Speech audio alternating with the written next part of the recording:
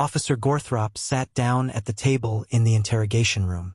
On the other side of the table sat a human, a relatively new species to Galactic Society. Until recently, only diplomatic missions had left their space. With the signing of their recent trade deal, however, regular humans were now occasionally seen, especially around spaceports. It was only a matter of time before one of them got into some kind of trouble. Unfortunately for Gorthrop, it appeared that he had caught the first case. "So, I believe your name is Mike Thurleson. Is that correct?" he asked after turning on the translator and recording apparatus fixed to the table. "Yes. Just to confirm for the record, you're originally from the Lunar 6th Colony in the Sol System, here on business as part of the crew of the trading vessel making bank?" The human nodded. "Please confirm verbally for the recording apparatus." "Yes. Thank you, Mr. Thurleson. Do you know why you're here?" "This is about the fight at Gribo's."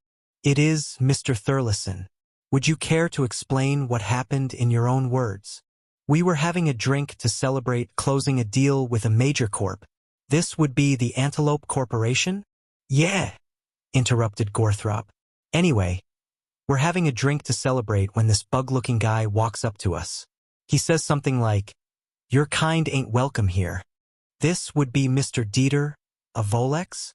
Didn't know that was his name, but yeah, he was a Volex," Mike continued. "Anyway, we all look at him and ask what he means. I mean, we picked Gribo's because it was the closest bar to our landing pad that served human-compatible drinks. He tells us that soft skins like us aren't welcome. It's about this point that we notice that there's another 6 or 7 Volex coming through the crowd to back him up. So we all look at each other, and Dave shrugs, says, 'Okay, we'll finish up our drinks and go. There's no need for any fuss.' So an attempt was made to de-escalate the situation," Gorthrop said, making a note in his pad. "Yeah. Look, we're merchant spacers, we're not Marines. We try to avoid trouble. It's generally bad for business," Mike stated. "Understood, Mr. Thurleson. Please continue. You had just described your party's offer to leave once you had finished your drinks." "Yeah. So the first Volex looks at Dave and says, 'No, you will leave now.' Then he tries to grab Dave's ship suit collar. Now, I'm not sure if you're aware, but humans are about twice as heavy, size for size, as most sapiens. We're heavy." Gorthrop nodded and gestured to continue. That information had indeed been in the short information packet, which was all the prep he had time for before this interview. So Mr. Volex tries to move Dave, but it doesn't work. He strains, Dave doesn't budge. It was kind of funny to watch. Then Simon goes and snorts, trying to keep from laughing. Mike stopped for a moment, slapped his hand over his face, and sighed. Expletive. Greedy. It's his first cruise, and he hasn't quite learned yet how to calm situations like that down. Anyway, all 7 or 8 of these Volex look like they took offense at that, especially the first one. I'm guessing he was the boss and didn't like the loss of reputation he would get from someone laughing at him like that. So he pulls a blade. Gorthrop looked up from furiously scribbling notes in his pad. "He definitely had a weapon?" he asked. "Yeah. Looked like a knife blade, about 15 centimeters long, slightly curved, with a bit of a reverse hook at the end." Gorthrop quickly looked up the measurement conversion, then pulled up an image on his pad. He showed the image to Mike. "Did it look like this?" "Yeah, that's what it looked like." "Let the record show that Mr. Thurleson identified the weapon in question as a Valexian Cheska blade," he said for the benefit of the recording device. "Please continue, Mr. Thurleson." "Okay, so we didn't want any trouble, but once blades come out, it means someone is serious about hurting or killing you. At that point, you need to end the fight fast. So we all looked at each other, then we jumped them.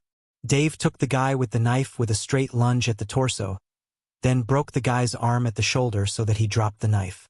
After that, it was just a melee. It gets a bit confusing after the port security team came in and zapped us with shock batons. I don't even remember clearly what happened with the rest of the fight." Gorthrop finished making his notes, then looked Mike in the eyes. "So you're claiming that it was preemptive self-defense, that you acted as you did to protect yourselves from the threat posed by the blade?" "Yeah, that's pretty much it." "Very well, Mr. Thurleson. Your testimony matches the rest of your crews. Unfortunately, Mr. Dieter and his associates tell a rather different story. They claim that you and your crewmates were aggressive and threatening, and when they politely asked you to leave, you attacked. Unfortunately, the visual recording devices at Gribo's seem to have suffered a malfunction. This isn't the first time they've had that issue, but it means we don't have anything to corroborate either side's claims. Well, that's just peachy. So it's our word against theirs. And I'm willing to bet that the other customers are backing the mob. Undoubtedly they would, if we were willing to use their testimony. However, it is well known that they are all associated with Mr. Dieter in one way or another. This leaves us with only one way to resolve this situation. A psychic probe.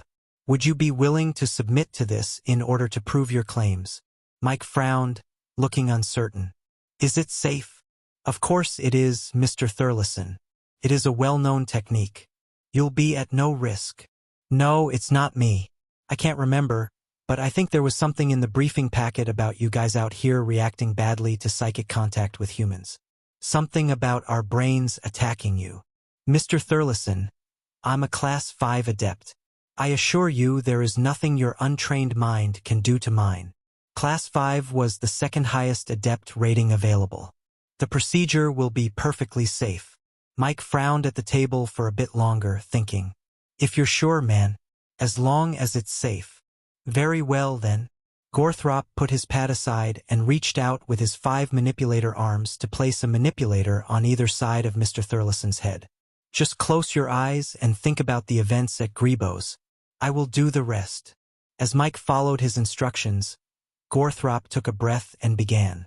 From the outside, nothing happened for a couple of seconds. Then Gorthrop convulsed, throwing himself back in his chair, which toppled over. He landed on the floor and continued to convulse. Mike stood up and ran around the table, falling to his knees beside the officer. Help! Someone get in here and help! The screen turned to black. Instructor Dreammore turned to the class. This recording is shown to every graduating class of enforcement officers across Galactic Society. This is done as a warning. If you encounter a human in the course of your duties, under no circumstances should you initiate any form of psychic contact. As you have seen, even a level 5 adept barely survived such contact with an individual human regarded as mentally healthy. Most human criminals suffer from some form of mental health issue, as do most criminals generally. This makes the issue worse. One of the class raised a manipulator. Yes, cadet. Instructor, what caused Officer Gorthrop's seizure? Do humans have some kind of innate psychic shielding? No, they do not. Their psychic abilities are purely offensive. Unfortunately, or perhaps fortunately, given the sheer potency of those abilities, they are entirely focused inward. Human minds are constantly undergoing psychic attack, and not just any psychic attack. It is the strongest known psychic attack ability in the galaxy. If you make psychic contact with a human's mind, you will also be caught in the effects. The less well-adjusted the individual human, the stronger the attack. Humans with mental health issues have been known to kill level 6 adepts instantly in psychic contact. No known shielding method is sufficient to protect you. We give this warning to every class, and in every class there is some idiot that thinks, I'll be fine. They aren't. Every year, at least one family loses a loved one because they thought they could handle psychic contact with a human. Don't be that guy. Recorded excerpt from Enforcement Officer Training. Job Hazards 101, graduating class of 5 times 10 to the power of 357. Of this class, Officers Knee Deep and Blaren were lost to psychic contact with humans.